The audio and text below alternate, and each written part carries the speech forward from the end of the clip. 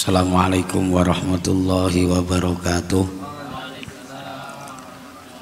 Alhamdulillahirabbil alamin wa bihi nasta'inu ala umurid dunya waddin. Wassalatu wassalamu ala asyrafil anbiya wal mursalin wa ala alihi wa ashabihi ajma'in. Rabbi shrah li sadri wa yassir li amri wahlul 'uqdatam min lisani yafqahu qawli. Rabbi fanfa'na bi barakatihim wahdinal husna bi hurmatihim wa amitna fi tariqatihim wa mu'afatim minal fitani. Sadaqallahul azim wa sadaqa rasuluhul karim wa nahnu ala dzalika minasyahidin amma ba'du. Muraqabah yang ke-15 adalah muraqabah al-hubbis sirfi, ya.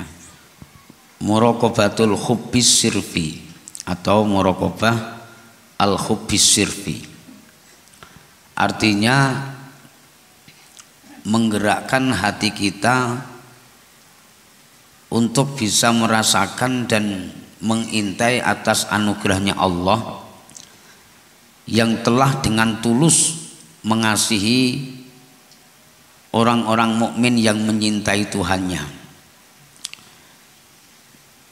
dan juga menyintai para malaikat dan juga menyintai para rasul dan nabinya, juga menyintai para wali-wali Allah, menyintai ulama-ulama dan menyintai saudara-saudara sesama mukmin. Ini agak panjang pembahasannya, Pak, ya. Jadi muraqabah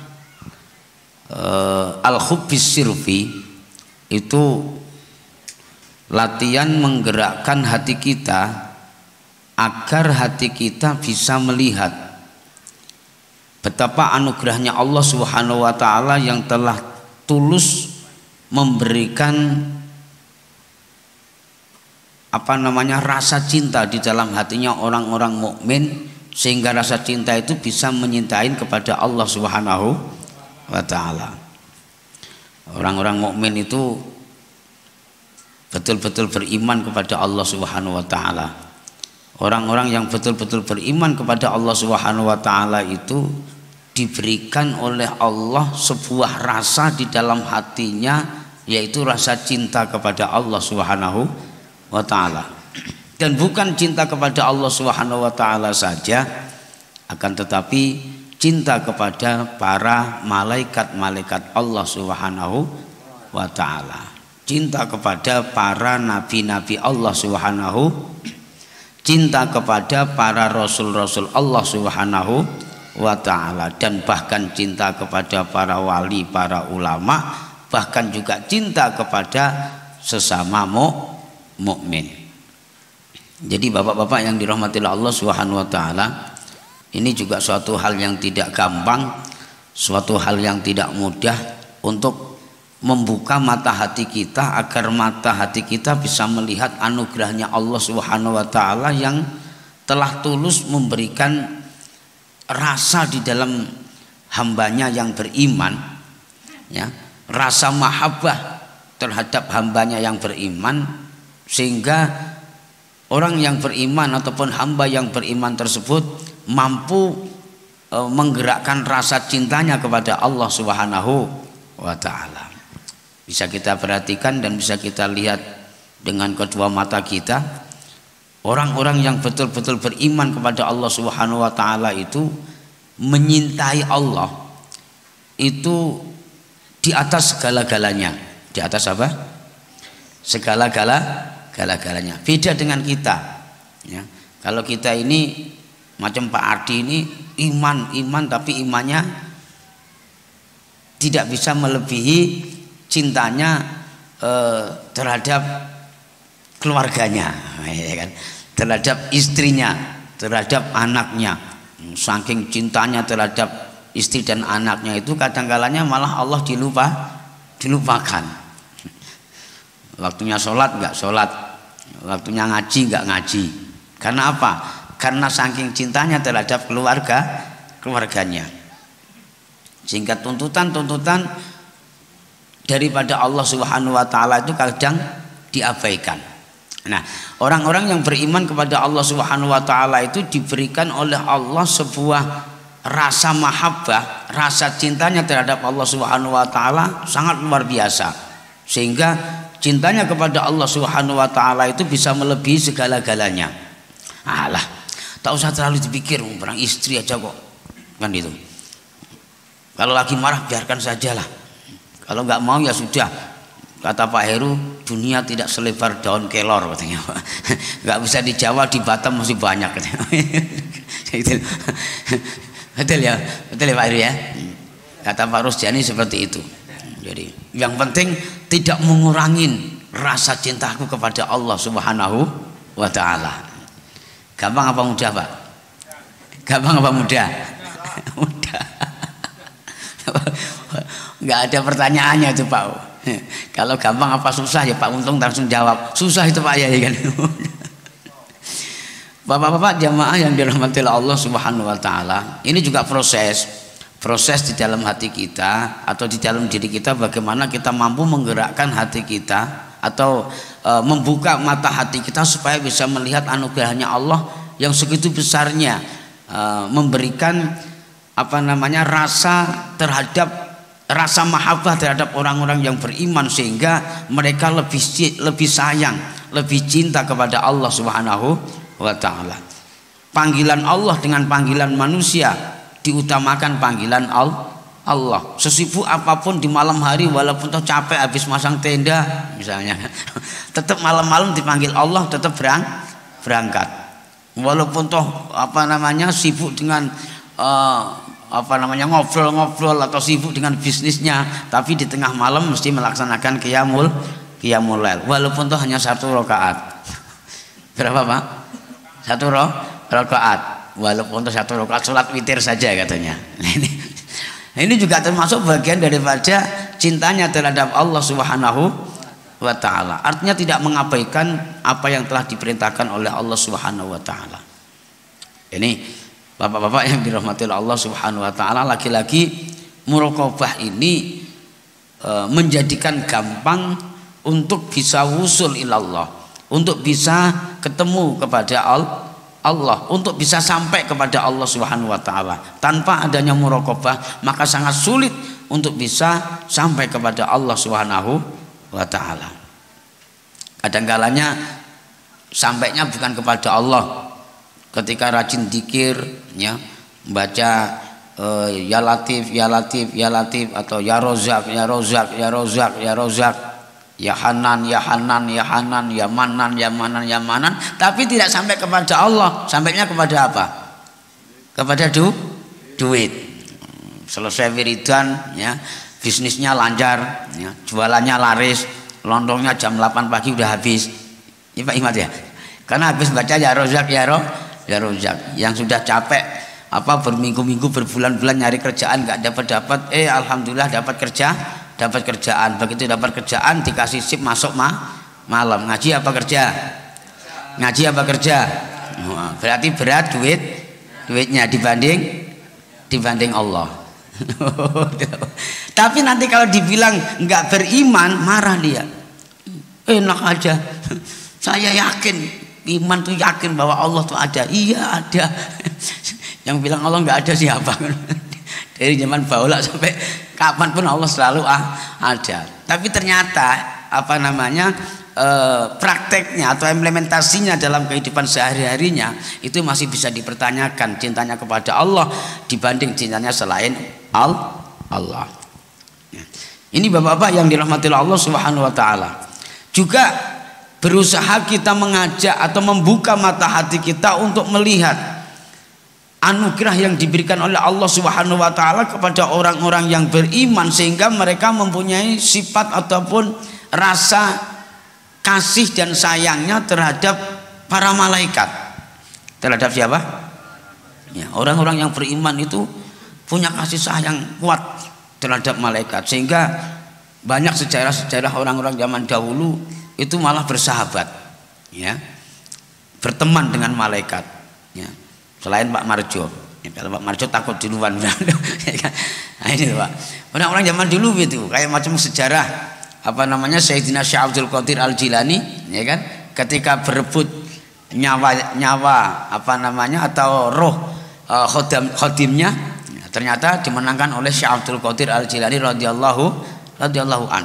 Nah, banyaklah para apa namanya wali-wali Allah zaman dahulu, para nabi-nabi Allah yang bersahabat dengan para malaikat sebagaimana Kanjeng Nabi Muhammad sallallahu alaihi wasallam punya kasih sayang yang kuat terhadap malaikat Jibril, sehingga saking kencengnya ya, saking kuatnya dalam hal apa saja itu malaikat Jibril selalu memberikan arahan-arahan, petunjuk-petunjuk kepada Kanjeng Nabi Muhammad sallallahu alaihi wasallam. Ya. Kemudian juga berusaha membuka mata hati kita agar mampu melihat anugerah yang diberikan oleh Allah Subhanahu wa taala kepada orang-orang yang beriman, sehingga mereka mempunyai rasa mahabbah terhadap para ulama, ya, terhadap para wali-wali Allah, dan bahkan terhadap sesama mukmin, ya. Sama-sama orang Islam, sama-sama orang yang beriman, mereka rukun, akur, nggak pernah ribut, nggak pernah cekcok. Andai kata ada perbedaan pendapat, itu suatu hal yang biasa. Bahkan beda pendapatan juga sudah biasa. Ada yang gajinya 15 juta, ada yang gajinya 7 juta, ada yang gajinya 4 juta, 3 juta, 2 juta juga ada. Yang harian cuma satu hari dapat 150 juga ada, ya kan? Bermacam-macam. Tapi mereka rukun, ya, akur, ngerti, ya, punya kasih sayang terhadap yang lain. Tidak mentang-mentang apa namanya gajinya besar terus menindas gaji yang kecil. Yang gaji kecil langsung apa namanya terlalu apa namanya iri dengan gaji besar, ya. Sehingga dari faktor iri itu akhirnya ribut, ya. Sama kawan tidak rukun, sama teman tidak akur, sama tetangga bermusuhan. Kayak gitu pun nanti kalau dibilang tidak beriman juga tidak terima, ya. Padahal orang yang beriman itu selalu dikasih oleh Allah dalam dirinya suatu sifat mahabbah atau rasa mahabbah terhadap sesama muslim. Mereka sadar bahwa al muslim akhul muslim, ya. Seorang muslim itu saudaranya sesama muslim. Jadi jangan sampai bermusuhan, jangan sampai saling ejek mengejek atau caci mencaci atau maki memaki. Karena itu kalau betul-betul manusia beriman kepada Allah Subhanahu wa taala, maka rasa mahabbah itu mesti ada di dalam dirinya, ya. Sama kawan rukun, sama temen rukun, sama jamaah nggak pernah ribut, walaupun kadang di grup itu sering agak miring-miring sedikit nggak apa-apa lah, ya. Walaupun kadang ada provokatornya, tapi itu biasa. Itu nguji nyali keimanan, ya. Yang merasa kesinggung, yang merasa nggak rukun berarti dipertanyakan imannya. Nah, ini jamaah yang dirahmati Allah Subhanahu wa taala. Nah, itu mahabbah, ya. Muraqabah al-mahabbah hubbis sirfah, ya. Muraqabah hubbis sirfah, ya. Selalu kita ajak dan kita latih mata hati kita untuk selalu melihat anugerahnya Allah Subhanahu wa taala yang telah memberikan dengan tulus rasa cinta terhadap orang-orang yang beriman, sehingga orang-orang yang beriman tersebut cinta kepada Allah Subhanahu wa taala, cinta kepada para malaikat-malaikat Allah Subhanahu wa taala, cinta kepada para nabi, para rasul, para aulia, para ulama, dan para orang-orang muslim. Bahkan dalam sejarah itu dikatakan apa namanya, kalau betul-betul orang yang beriman itu Pak, itu tidak takut dengan sebuah kematian, ya. Tidak takut dengan kematian, karena mereka bersahabat dengan malaikat Israel, ya. Bersahabat dengan malaikat Israel. Banyak orang-orang yang sudah usul kepada Allah Subhanahu wa taala itu yang mereka sudah tahu bahwa hari ini aku akan mati, atau besok aku akan mati, itu banyak Pak.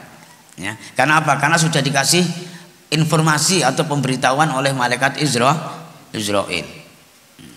Banyak. Nah, beda jauh dibanding dengan kita. Kalau kita aja lagi dalam kamar tiba-tiba ada muncul sosok seorang laki-laki yang pakai jubah tinggi kurus misalnya kan, itu sudah menghayal karena lagi sakit, wah jangan-jangan aku ini mau mati ini, ya kan? Wah itu sudah merasa takutnya luar biasa itu Pak. Karena kita masih perlu dipertanyakan keimanan kita. Tapi orang-orang yang betul-betul beriman kepada Allah Subhanahu wa taala tidak ada yang ditakutkan, tidak ada yang dikhawatirkan.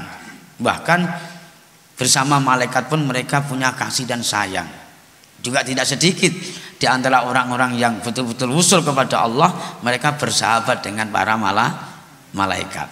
Sehingga seringkali mendapatkan informasi-informasi dari malaikat, ya, yang dibawa oleh malaikat dari Allah Subhanahu wa taala. Karena itu Bapak-bapak yang dirahmati Allah Subhanahu wa taala, inilah kajian-kajian kita untuk orang-orang tua yang dengan sedikit demi sedikit pelan-pelan melatih hati kita, membuka mata hati kita untuk selalu melihat anugerah-anugerah Allah Subhanahu wa taala. Karena dengan menggerakkan mata hati kita sehingga mampu melihat anugerah-anugerah Allah Subhanahu wa taala, baik itu yang buruk maupun yang baik, baik itu yang enak maupun yang tidak enak, baik itu maksiat, mungkarat atau bahkan mahmudat, ya, atau sesuatu yang dibenci atau sesuatu yang disenangi oleh Allah, ya, itu semua juga anugerah-anugerah dan selalu kita lihat itu akan menunjang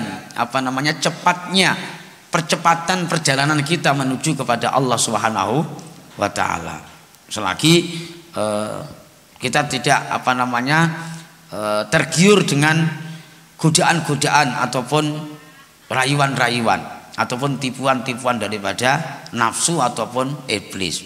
Karena ada kalanya orang yang ahli muraqabah, orang yang ahli semedi, orang yang ahli khalwat, orang yang ahli menyendiri, ya, itu ujung-ujungnya enggak sampai ilallah, enggak sampai kepada Allah, tapi nanti terbelok di persimpangan jalan.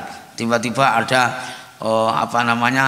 sesosok malaikat yang memberikan petunjuk, udah kamu sudah hebat wiridmu, kamu sudah luar biasa zikirmu, ya, nggak usah kamu teruskan, nanti apa yang kamu inginkan saya mintakan sama Allah, insya Allah cepat-cepat dikabulkan. Akhirnya apa? Akhirnya dia berguru dengan malaikat tersebut, nggak nyampe kepada Allah. Ada juga yang tertipu, tergoda oleh rayuan iblis. Saking rajinnya kita beribadah, saking khusyuknya kita beribadah, kemudian saking banyaknya kita zikir, saking banyaknya waktu yang kita curahkan untuk menuju kepada Allah Subhanahu wa taala di pagi hari, di siang hari, di sore hari, bahkan di malam hari, muncullah rayuan-rayuan iblis mengganggu kita, ya kan? Udahlah puji, ya, kamu adalah salah satu manusia yang luar biasa, ya. Setiap malam kamu beribadah, zikir, sholawatmu nggak kurang daripada 10.000 sehari semalam. Belum yang istighfarnya, belum macam-macamnya, ya. Maka mulai sekarang kamu boleh makan apa saja di alam dunia ini, ya, yang mungkin banyak makanan yang haram, tapi untuk kamu saya halalkan. Itu loh Pak. Nggak usah cuma satu beristri, bila perlu 4 atau 5 pun nggak apa-apa. Itu prioritas untuk kamu, spesial buat kamu. Siapa yang bilang Pak? Iblis, ya kan? Supaya membelokkan Pak Puji supaya tidak sampai kepada Allah. Tapi bukan saya puji loh, ini jamaah kita Pak Puji namanya, ya kan? Kan ada juga itu zikir, baca sholawat nariyah terus, ya kan? Baca sholawat terus, akhirnya duit keluar sendiri. Dari koceknya, dari kantongnya keluar terus sampai penuh dalam satu ruangan itu, ya.